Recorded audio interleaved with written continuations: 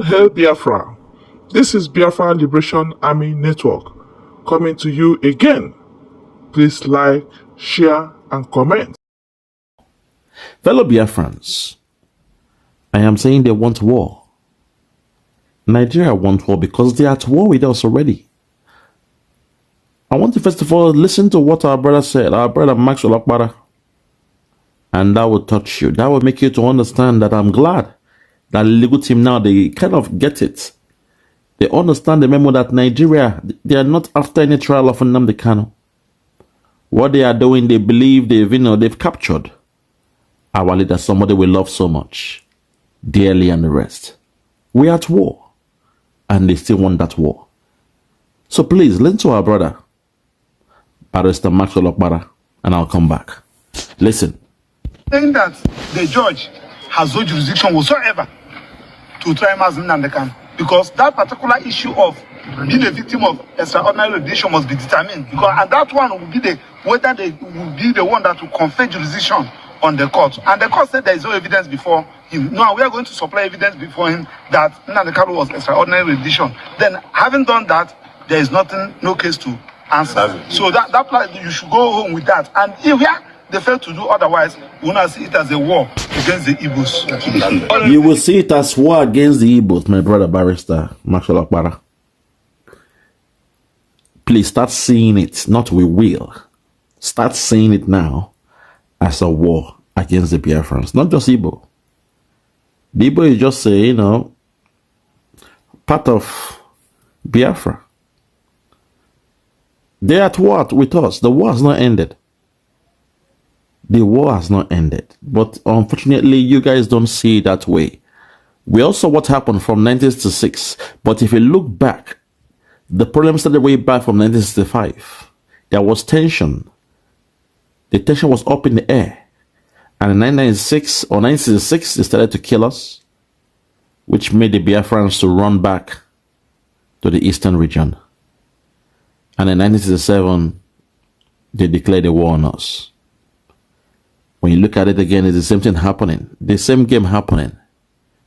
2005, at the time when NNAMDI Kanu should be left alone, they are still playing games. 2026, before you know it, it's going to be 2027. Their plan is to hold him until 2027. Like in the days of Ojukwu and Yakubu Gowon, where in 1967, the war was inevitable. The same thing now, 2027. They want to use NNAMDI Kanu as a bargaining chip. I told you guys, a criminal will remain a criminal. A drug baron will always have the ways, the antics, the behaviors, the strategy of a mafia, of a drug baron and the rest of them. Tinubu, to the Yorubas, your brother, Tinubu. Since you claim he's a Yoruba man, even though we saw his Guinean passport, his passport from Guinea, we saw the passport from Guinea, but you claim it as your own, so fine. Your brother is the one doing this to us. Your brother is the one doing this to us.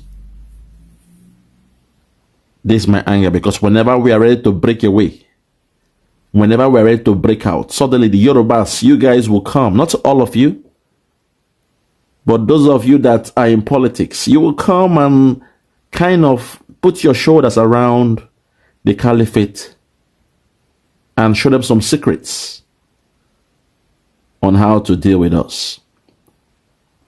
Unfortunately, during the war, during the Biafran war, it was Awolowo who came with the same strategy. He was released from Calabar, and on his way back to Lagos, Yakubu Gowon caught him at the airport and said, "How come they didn't kill you in Calabar? Ojukwu would have seen you as a saboteur. How come he didn't kill you? What deal have you got with the Biafrans?" And Awolowo told them, "What do you mean by deal? In fact, I am angry with you guys. Why are you guys feeding your enemies? How come you are feeding your enemy? You are at war and you are feeding your enemy. I've been there. I was in Calabar. The Biafrans, they are living like fat cows. They enjoy the best of food. Blockade them. I say blockade all the food. Blockade everything, and before you know it, they will go hungry, they will eat themselves, they will turn to cannibals. And a hungry man cannot fight a war. Before you know it, they will drop their arms down and they will beg for mercy. Those were the advice given by Awolowo to Yakubu Gowon.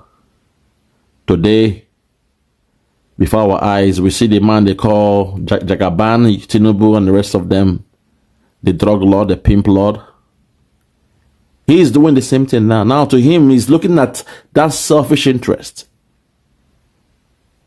An old, dirty, stinking man that should be in the care home, a man who urinates on himself, he pees on himself, he shit on himself, a sick man who has stolen billions. The time for him to enjoy the loot. When will this old man enjoy the billions they've stolen? You see, a thief will always have the antics of a thief.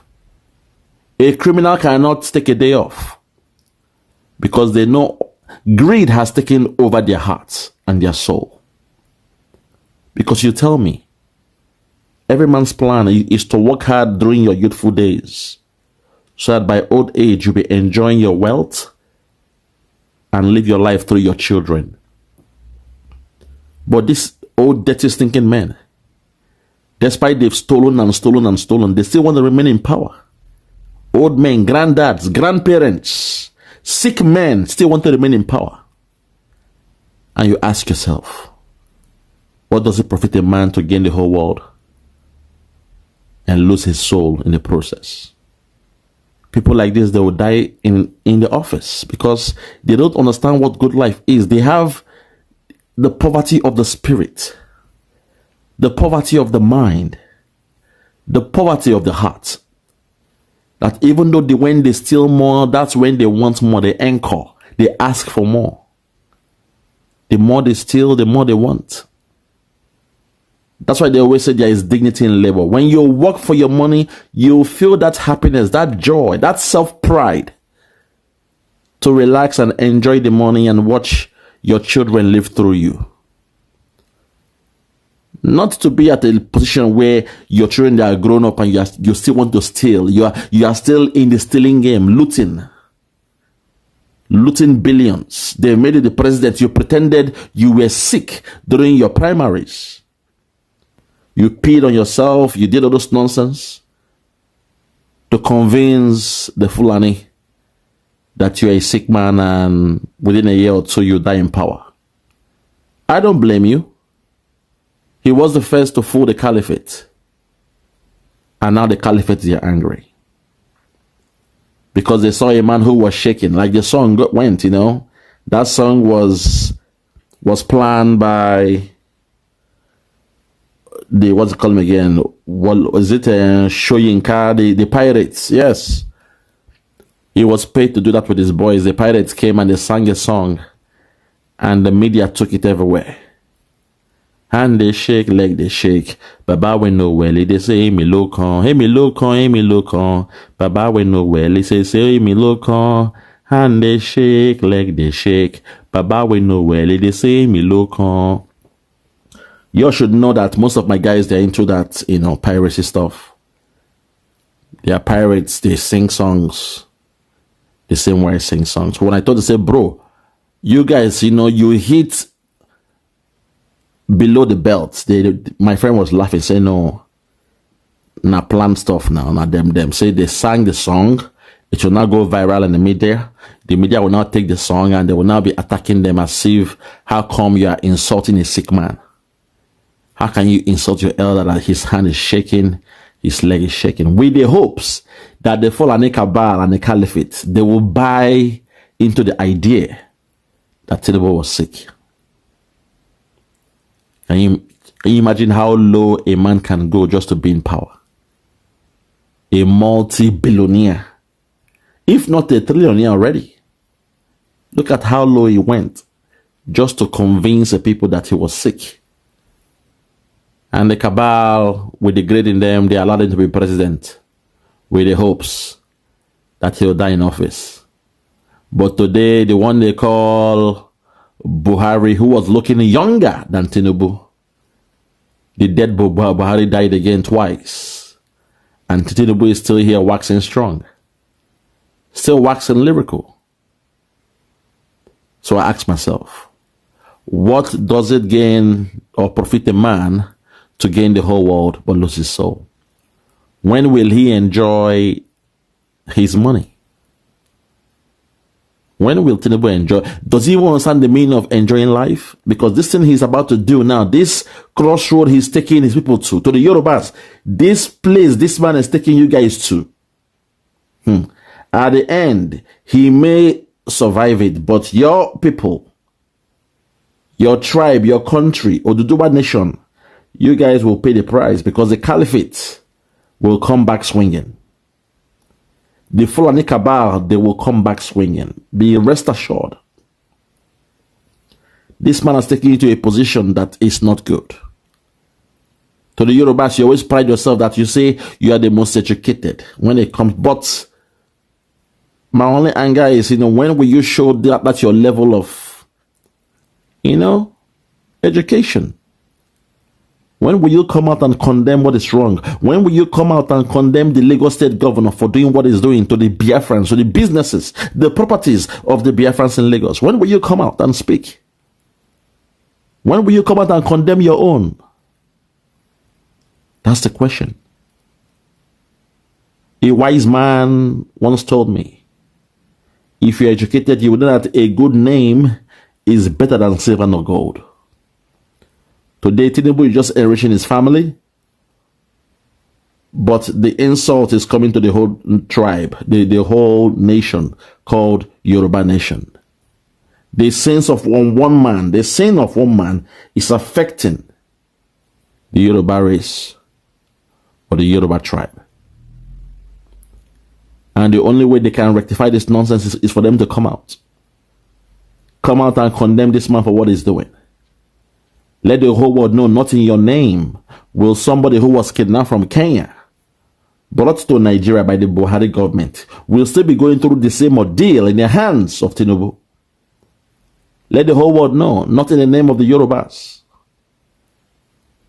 Those of you who say, oh, it's not you, that is the politicians, come out and speak.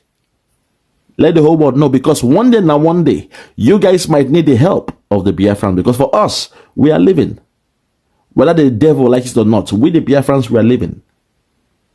But once we are gone, one day you might need our support to break free from your own part of the Nigerian deal. One day. And when that call comes, if you've not been upright towards us, if you've not been fair towards us, then perhaps we may give you guys a deaf ear. So one more time, Tinubu is about to create a war between the Igbos, the Biafrans, and the Yorubas, Oduduwa or Yoruba Nation. Tinubu is about to do something that is unthinkable. He is about to inherit a problem. He is about to inherit the problems of the caliphate. All this while, all these years, we took our time to focus on the real enemy. We know who the enemies are. We know those who are coming to Islamize us. We know those who are coming to take over our land. We know those coming to take over our resources. We know those subjugating us. But to the Yorubas, I'm telling you this, Tinubu is about to make this thing turn around. He's about to put the focus on you guys as being the enemies of the Biafrans.